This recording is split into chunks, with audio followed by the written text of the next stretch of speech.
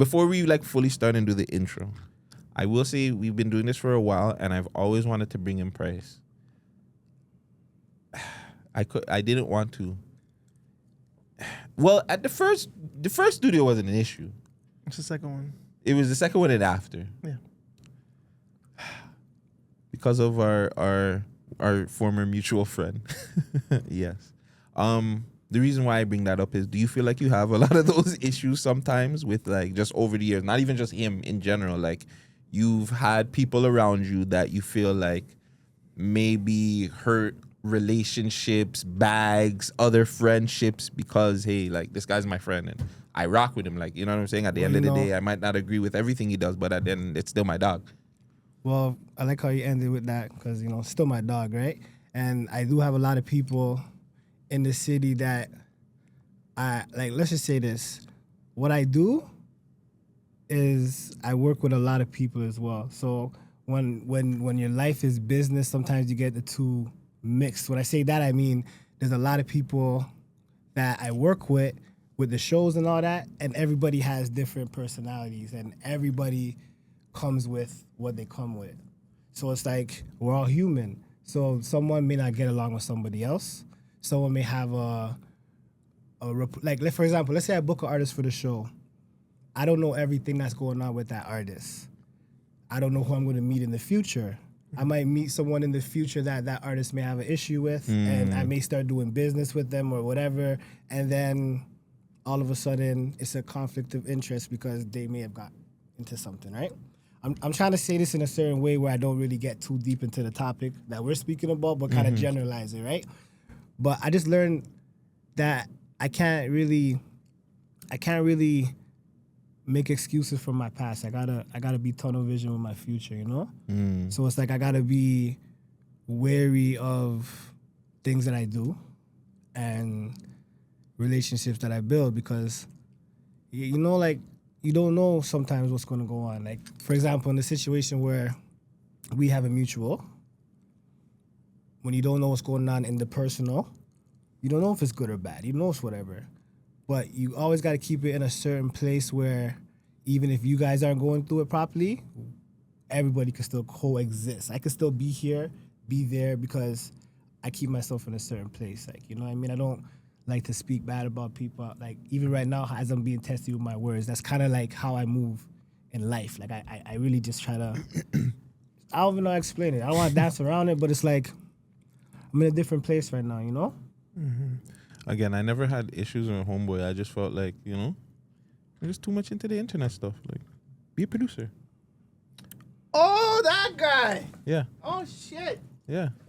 Well, that's the thing. That's the thing about it, right? That was my only, and I know, and yes, I know. Like, people, when I talk to people harsh. But I think it's how I was raised. I feel like there's two sides to every story. When I say there's two sides to every story, it's like there's two sides to every story because perception is everything, right? No, for sure. So somebody may say something to somebody, and that action may cause a reaction that they never expected. Of course. Like, for example, let's say I want someone to clean a table.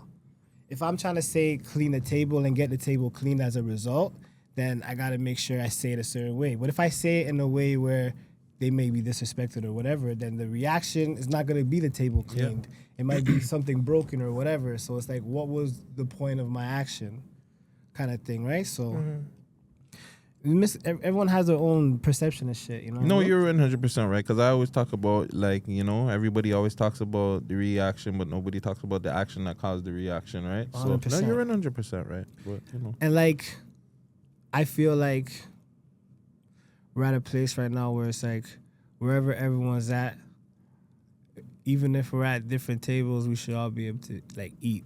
Everyone should be able to be eating at the table, So even though you and my dog may not be at the same table, of course I want to see both you guys eating, right? So it hurts me when I see shit like that because I'm not someone to really see stuff like that and like to feed into it or like to dive into it, I'm more than one that kind of, But sometimes the person that's holding everybody back is the one that gets cut the most. Like, my helping hand is injured right now. Oh man. Okay, yeah. So the other person too, obviously. Do you think that you and Icy would ever come to like an understanding? Because I spoke to him 1-2 times, and I was like, yeah, Price was the one that started the whole live thing and da da da da da and whatever. But he got that shit bubbling. But like obviously things went left there too. But like like I feel like I'm saying you guys still should have to a place where you're cordial. I don't know if you guys are. But like, yeah, do you think that like, as you guys are getting older, that they'll come to a little, because you guys have history. I feel like there's an understanding. And it's like kind of what I said, everyone could be at different tables eating, kind of thing, right? And most of my career, a lot of things that I've done has been kind of like tending to other people's table and making sure that they got enough food and whatnot, in the sense of that, right? But right now it looks like everyone's in a space where they're doing good, right?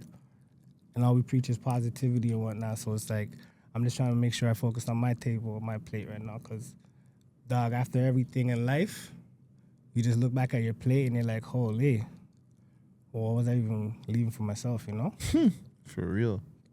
Sometimes it's like they look at price and they're like, yo, holy, so much different rebranding. But then it's like they say don't mix the business with personal. Mm. But then when your life is your life and you try to be business all the time, you forget about the personal. And I forgot about who I was for a while. I really forgot about who I was for a while. Because for the most part, it's like, I would avoid a podcast like this because it'll dive into the personal, and I would want to be business, and I'll always be thinking business, like what's best for the business. Even when a lot of people, and no one in particular, a lot of people do it, and they're no names, and nobody would ever see it. And a lot of people that have a name used to or do it or whatever. I'm kind of focusing on my table right now, right? So it's like, a lot of people will do what they got. I'm losing my train of thought. Well, long story short, my G, I'm just focusing on what's on my table right now. You said like you kind of like lost yourself like during that time. Yes. Because of everything that was going on. How did you end up like finding yourself, or just like rebuilding everything? Yo, dog, I looked in the mirror, and I never told no one the story, but I looked in the mirror, and I was going through a lot of things. And I say a lot of things, I mean like really looking at the business side of things and seeing things, and I'm like, all these business things and things that I have going on, but it's like, what's really going on with the personal? And I looked in the mirror, and I had to restart, because off the rip, shout out to my mom. I love my mom. She always told me like, don't make people touch your natties. Off the rip, because I always had natties since youth, right? Yeah. She's like, don't make people touch your natties. And whatever, I used to make people flounder my hair or whatnot. A 1-2 gal. 1-2 gal, only gal. But like, Yeah. And then I wouldn't know what it's doing to me, but it's doing something. But off the rip, it's like I was already doing things outside of the kingdom. That's already outside the kingdom, because our bodies are temple and all that, right? So I wasn't heeding words that my mother was giving me from young. So I'm like, how could I receive? I looked in the mirror, and I'm no cap. I said, how could I receive blessings from things that I'm not even doing it properly? And then it dawned on me, metaphorically, spiritually, sometimes you have to cut things off to grow, fam. I looked in the mirror, and I really looked in the mirror, and I said, yo, sometimes you have to cut things off to grow. And the way I was like, I was in a certain show where like for certain times, for years I wouldn't have my hat off, like, because I was so a certain way, right? But I was like, once I did that, it was a testament to myself, to God, my family, my work, my craft, to take it a certain way, take it seriously. If I could do that with my hair that I had my whole life, cut it off and be serious about the growth, then I hope everyone else takes the business serious too when I'm approaching it that way, Life that way when I'm approaching it. Mm-hmm. Respect it when I say I'm in my peace right now. I'm in my peace right now. I'm finding my peace right now. And if you respect my peace, or anyone respects anything that I've ever done for them or what I've done for the game, because end of the day, I'm not perfect, reputation is everything, but then God blessed everyone with perception. So I can't blame anyone for the perception of anything that I did in my past, but I'm here for what I'm at right now, you know? Do you feel like you're too nice to the people that were around you? Like you're way too nice when you're like obviously the labels. Fuck, I have so much questions to ask. Let me just say this. So much. When I got to a certain point, and I was at a certain point mentally and everything after I cut my hair and whatnot, I started to lose weight in a sense, you know? And I started to like... Skinny price. Yeah, you know? When I got back around certain things, I felt a certain type of angry because I was in a mental place looking at certain people and like, holy, you guys really dealt with me like that? You guys really dealt with the old price like that? Like, really? Now, like, if you have to spin back around, it's like, forgive and forget, but I don't forget. I can't forget. And the old me is back there, so it's too late to forgive like that, you know? I'm not that person, so that person that could have forgave you or forgave anybody at that point, I can't do that in a sense, you know? Because I'm not that person to understand it. I can't understand certain things. The math ain't mathing with shit. That makes sense, you know? Yeah. Listen, show. It's the Man Dem Show. It's your boy Guttzy. It's your boy Vagez. We just had the intro? Oh, yeah. That's what we always do, fam. You know what I'm Yeah. saying? Convo, and then you get into the episode. Make sure you guys like, comment, and subscribe. Do all that good stuff. This episode is brought to you in part by Gas Spencer. You know what I'm saying? That loud is loud. Holy. Very loud. Go hit them up. Let them know that the Man Dem sent you. Also, Snack Ride Exotics. Decor at your Doras. And yeah, who else do we got? Shout out. Cooking with Passion. We'll shout out again Cooking one with more time. Passion, man. Yeah, shout out Cooking with And you know Passion. what? Good you, the word. Shout out to $1 billion Conversation. Yes. Yes. Right? Because he's right here. Yes. Other hour, he didn't bring his team. Although we told his ass to bring his team. He came by himself. Yes, it got to come through. The timing and everything. But we here, though. Appreciate it. Shout out Chucky B. Shout out Prince B. Shout out Samurai. Shout out everybody that supports the thing. Shout out Still Tipping, all the artists that's performing. We just wrapped up the tour. And, yeah, we here. Still tipping, still touring. Shout out Bullish Customs.